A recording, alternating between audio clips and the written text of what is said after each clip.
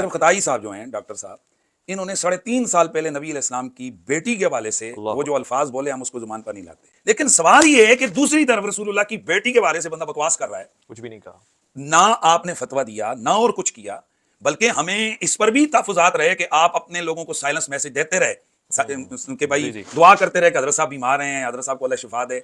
बाकी पाकिस्तान में हज़ारों लाखों बड़े बड़े जय्यद उलमा बीमार होते हैं, वहाँ कोई दुआ नहीं आती। बिस्मिल्लाहिर्रहमानिर्रहीम अस्सलातु वस्सलामु अलैका या रसूल अल्लाह व अला आलिका व अस्हाबिका या हबीब अल्लाह।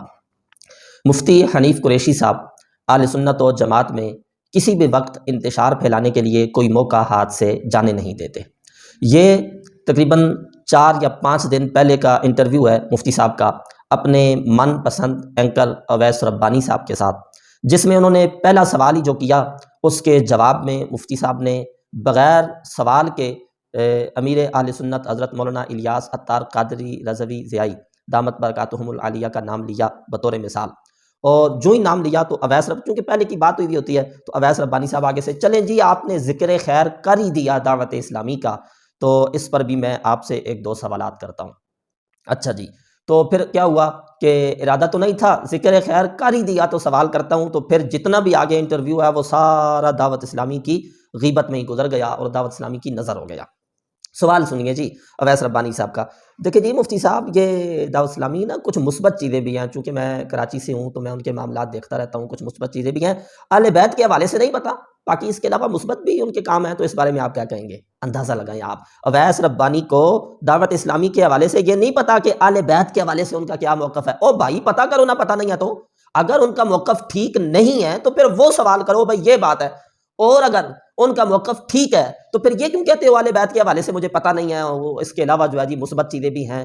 तो अपनी मर्ज़ी के सवाल, अपनी मर्ज़ी के जवाबात, और वैसे जनाब अवाम को बेवकूफ़ बनाने की कोशिश की जा रही है। मुफ्ती हनीफ कुरैशी साहब का इस पूरे इंटरव्यू में दावत इस्लामी के साथ जो बुग़्ज़ है और जो दावत इस्लामी को बुरा भला कहा है, ना उसका कोई सर ना उसका कोई पाँव। और जी वो गए जनाब तो उनको हाज़री का मौका नहीं मिला, तो मैं मदीना शरीफ जो है ना जी वो हाज़री का मौका नहीं मिला, तो मैं ये इल्ज़ाम नहीं लगा रहा, मैं इल्ज़ामी तौर पे कह रहा हूँ। ये मुझे कहते हैं जी दाता साहब पे आप गए तो आपको दाता साहब ने धुतकार दिया, तो फिर तो जनाब अमीर अहले सुन्नत का भी वो बयान आया है जी, तो कैसे दजल कर रहे हैं, कैसे फ़रेब कर रहे हैं। ओ पापा, उनका ये बयान आया है कि मैं जालियों के सामने नहीं जा सका हूँ, उनका ये बयान आया है कि मैं सलाम नहीं कर सका हूँ। वो इतने दिन ज़ाहिर है बंदा उम्रे पे जाता है तो उम्रा शरीफ पे सिर्फ एक मरतबा तो बंदा मवाजा शरीफ के सामने हाजिर नहीं होता, बल्कि रोज़ाना जाता है, कई बार जाता है, सलाम बंदा अर्ज़ करता है। उन्होंने ये कहा कि मैं वहाँ रहा, एक दिन ऐसा हुआ कि हम जब मस्जिद नबवी शरीफ की तरफ जा रहे थे तो हमारे कुछ अहबाब को इसकी इत्तला हो गई, अगरचे हमने ये पूरी कोशिश की कि इत्तला न हो कि हज़रत यहाँ तशरीफ़ लाए हुए हैं, तो जो है ना इत्तला हो गई। और फिर वो इत्तला क्या हुई कि मैं अभी जा ही रहा था कि वहाँ एक हुजूम जमा हो गया। लोग अकीदत से, एहतराम से, मोहब्बत से मुलाकात करने के लिए आते हैं, तो वहाँ एक हुजूम जमा हो गया, तो फिर ऊपर उसकी रिपोर्ट चली गई, तो मुझे ऊपर से मना कर दिया गया, भाई आगे आपने नहीं जाना, क्योंकि मुहिब्बीन का एक पूरा जो है ना जी वो आगे जम्मे गफ़ीर है। तो उस तरह से उस दिन एक दिन मुझे वहाँ फिर रोक दिया गया कि आप ना जाएँ, मैं नहीं गया। उसके अगले दिन फिर वो गए, इतनी सी बात थी तो उसको जी वो रोज़ा रसूल से फिर पीछे कर दिया गया, तो फलान कर दिया गया। तो मैं फिर साथ ही खुद ही अपने सवाल का जवाब भी दे रहे हैं, मैं ये नहीं कह रहा कि उनको जो है ना जी हाज़री की इजाज़त नहीं दी गई, मैं बतौर इल्ज़ाम कह रहा हूँ। तो ये ऐसी कच्ची बातें, तो इस तरह की बातें जनाब करके आप अवाम को क्या कहना चाहते हैं?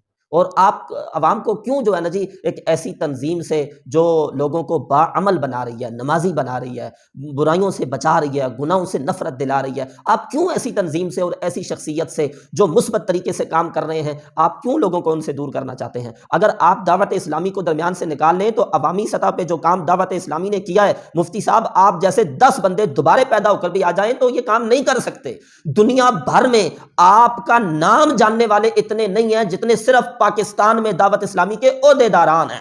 अवाम की बात नहीं कर रहा हूं।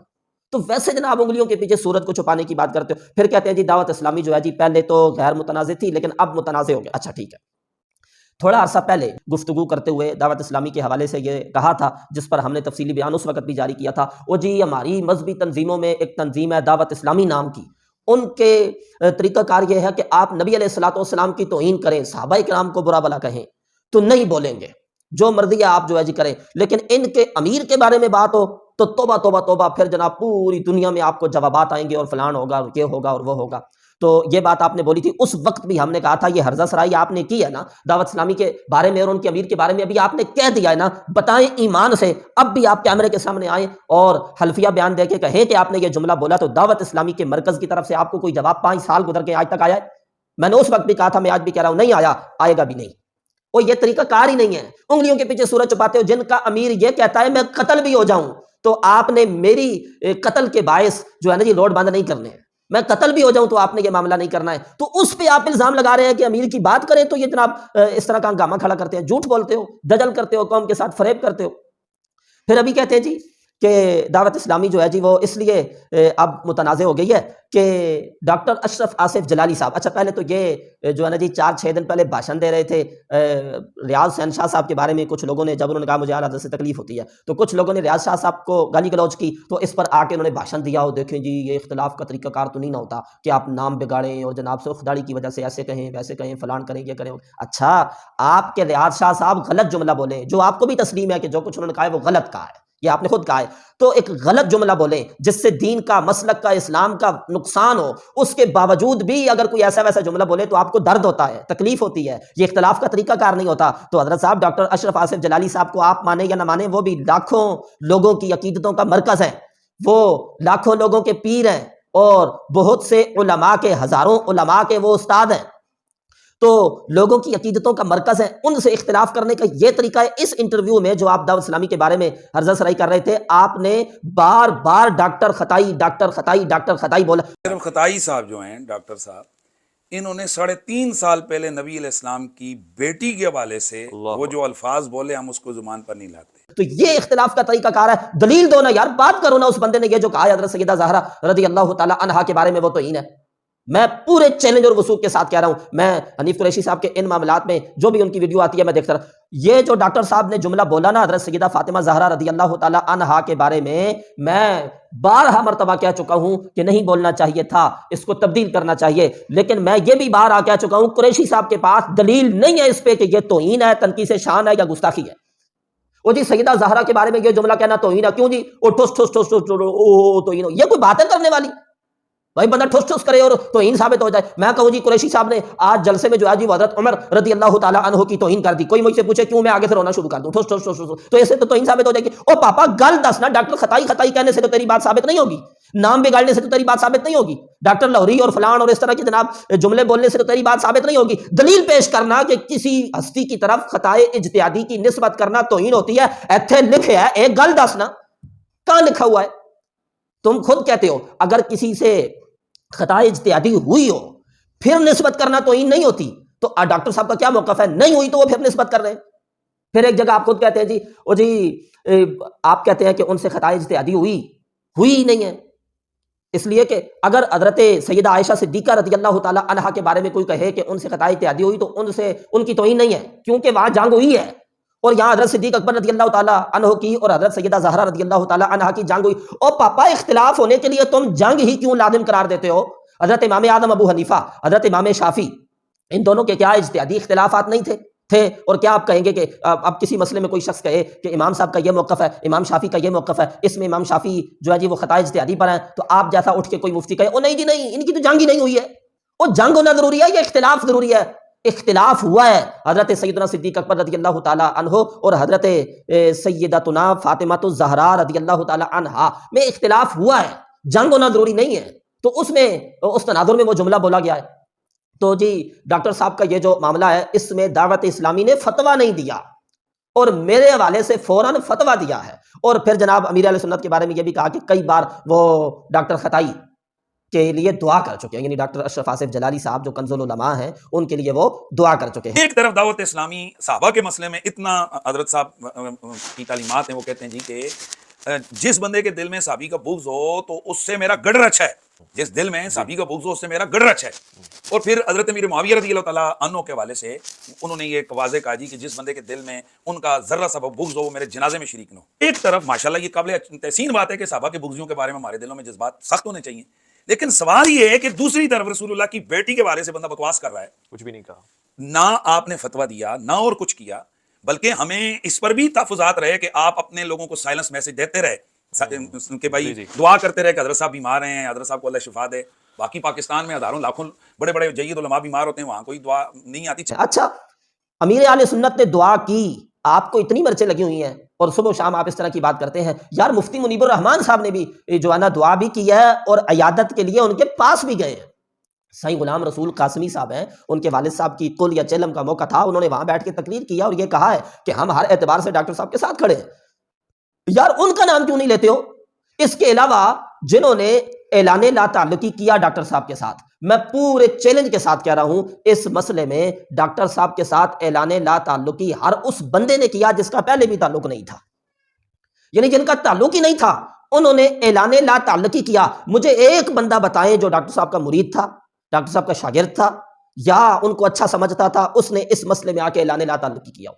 اس بنا پہ آپ وہ ہمارے ہاں ایک مخصوص جو ہے نا جی ٹولہ ہے، ان کا یہ کہنا ہوتا ہے فلانا رافضی ہو گیا ہے. اور کیا ہو گیا جی؟ اور جی اس کی اس کے ساتھ تصویریں آ گئی ہیں.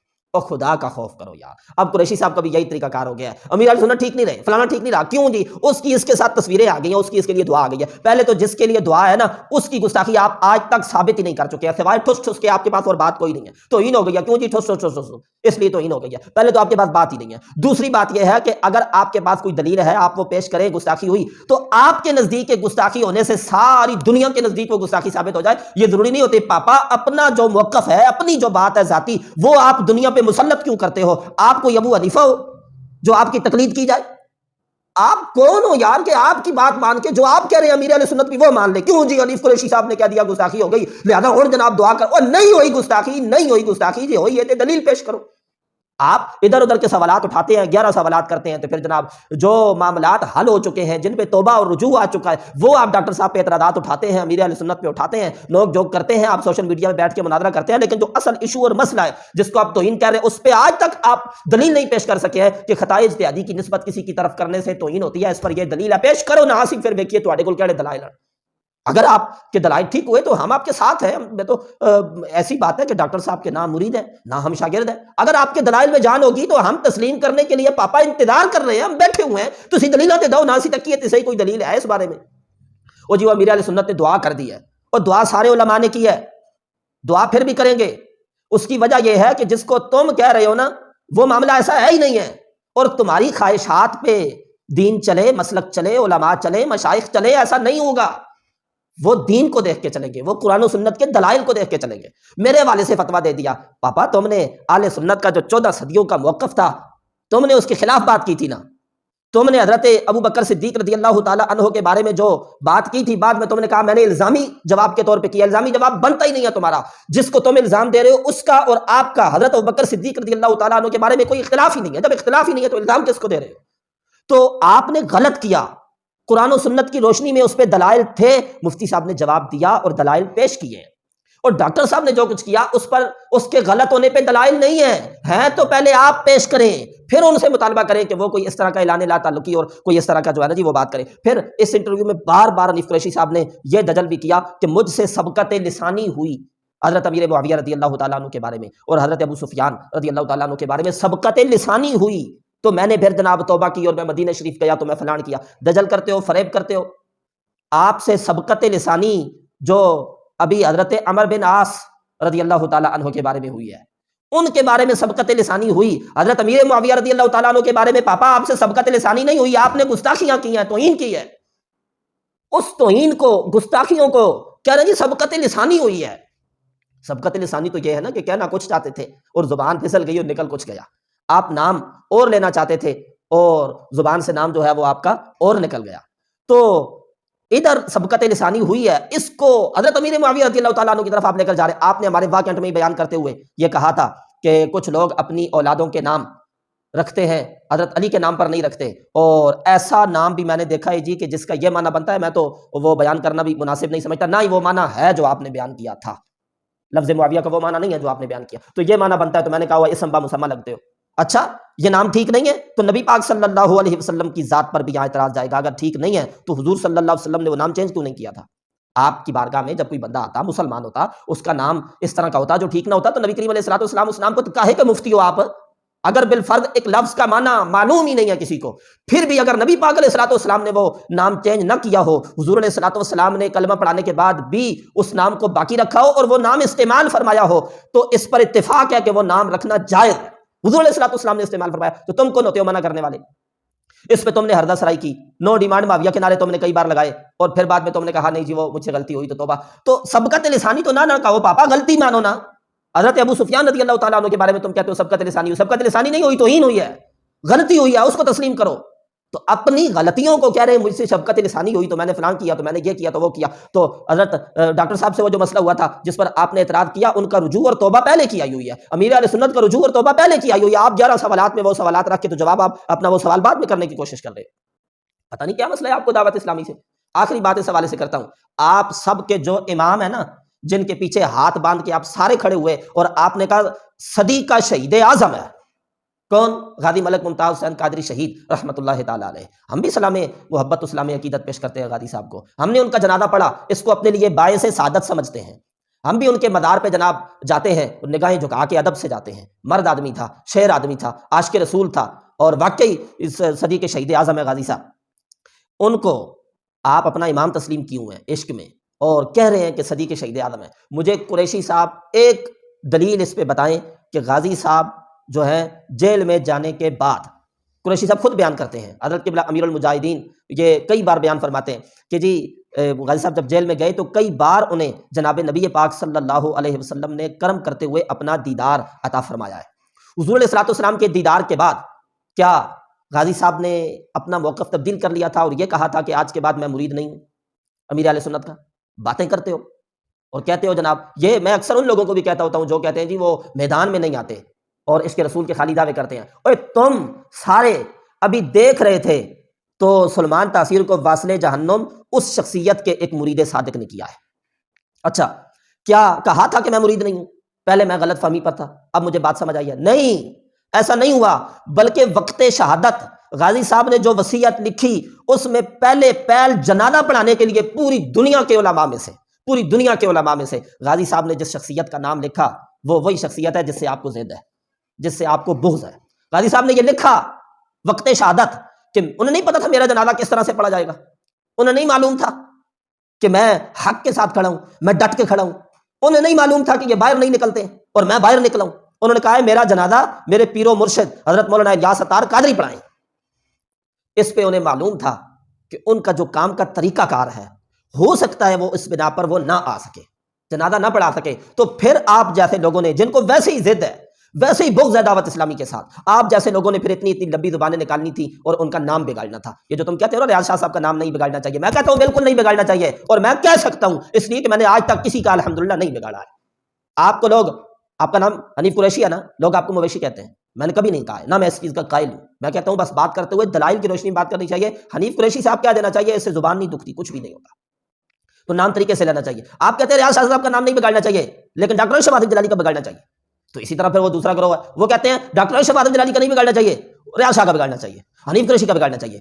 ہم الحمدللہ یہ ہمارے اساتذہ کی اور والدین کی تربیت ہے، بھائی کسی کا نہیں بگاڑنا چاہیے، نام نہیں بگاڑنا چاہیے، دلائل کی روشنی میں بات کرنی چاہیے۔ تو آپ ڈاکٹر صاحب کے نام بگاڑتے ہیں تو غازی صاحب کو معلوم تھا کہ انہوں نے میرے پیر و مرشد کا نام بھی بگاڑنا ہے، یہ ویسے ہی ان کو دے ہے، تو انہوں نے یہ بنا جی دیکھو نا جی وہ غازی صاحب نے کیا دیا تھا، جنازہ پڑھائے تو یہ ڈر گئے تو یہ نکلے نہیں، تو غازی صاحب نے اگلا جملہ بھی ساتھ لکھ دیا تھا اگر وہ نہ پڑھا سکے تو کیا میری بات ختم ہوگی؟ نہیں، انہوں نے آگے لکھ دیا اگر وہ نہ پڑھا سکے تو حسین الدین شاہ صاحب پڑھا دے، بات ختم ہو گئی۔ کچھ بھی انہوں نے نہیں۔ غازی صاحب نے جب دنیا سے پردہ کیا، یعنی شہادت ہوئی، ان کو پھانسی دی گئی، تو وہ مرید تھے حضرت امیر اہل سنت کے، آج بھی وہ مرید ہے حضرت امیر اہل سنت کے۔